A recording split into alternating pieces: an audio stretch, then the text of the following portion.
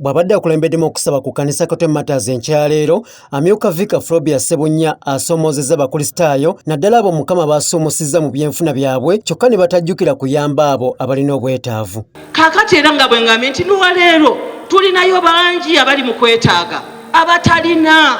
Omusajja ono omugagga tumulaba yatambula ng'abositinga naye nga waliyo abalala bangi. Genda otunule olaba abo abatalina abeetaaga nabo osobola okubasigamu ne Katonda n'akuwa omukisa. Mukama yeebazibwe. Flobia bano abategeezezza nti Mukama bw'akuwa omukisa ate naawe oba olina okugugabirako omulala, bw'atyo n'abasaba mu makungula gano okujjukira bali mu bwetaavu. Mukama akuwa omukisa, bw'akuwa omukisa ate naawe osobola okuvuwa omukisa abo abatalina. Mukama akuwa omukisa ng'osika ate era akuweramu omukisa ng'owadde ki? Ng'owadde abali mu kwetaaga. Abategeezezza nti amakungula si kyekintu ekiri awo eky'okwejalabya oba ekyakyeyagalire, kuba kuno kubeera kuddiza ku Katonda ku ebyo by'abeera akuwadde, ate nga balina n'okukimanya nti buvunaanyizibwa bwabwe bw'okwezimbira ekkanisa. Era bwe buvunaanyizibwa bwaffe ow'Oluganda. Tolowooza nti oleese buleesi wano. Obuvunaanyizibwa bwo okuzimba ekkanisa ya Katonda, obwo buvunaanyizibwa bwaffe. Buvunaanyizibwa bwaffe okulabirira n'okugabirira abatalina, abali enjala, abatalina kyakwambala. Okusaba kwetabiddwamu ebikonge okuva mu biti ebyenjawulo nga n'akulira ebyenkulaakulana ku kkanisa eno nannyini Ntake Group of Companies era Ssenkulu Delta TV Oweekitiibwa Dr. Kanoni Gaston Ntake naye talutumidde mwana. Twala 3.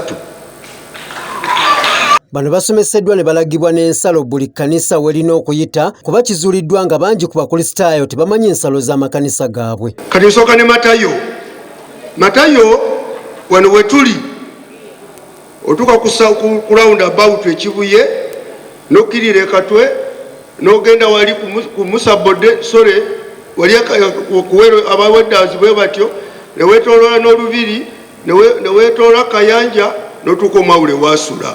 Oluvannyuma lw'okusaba wazzeewo omukolo gw'amakungula nga gawomeddwamu omutwe akulira ebyenkulaakulana ku kkanisa eno Oweekitiibwa Dr. Kanoni Gaston Ntake. 10 akatale mukagula mu kabusi wansi.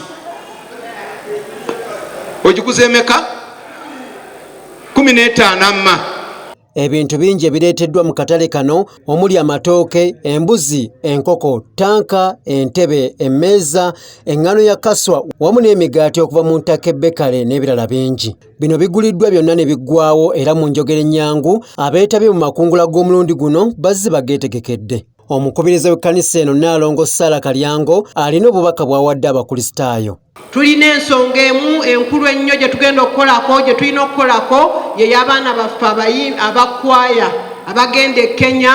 Ensonga eyo bannange buli omu ebeere ku mutima gwe kubanga abaana abo tulina obbakwasizaako okubayamba okulaba nga bagenda e Kenya ssente ze beetaaga ziwerawerako. Gano ge makungula gasinze okujjumbirwa ku kkanisa eno bukyaggwanga liva ku muggalo ogwaleetebwa ekirwadde ki COVID-19 nga bano ekigendererwa kyabwe kya kukuŋŋaanya obukadde bwa siringi 10. Kiyingi Moses, Delta TV Amasukkulumu.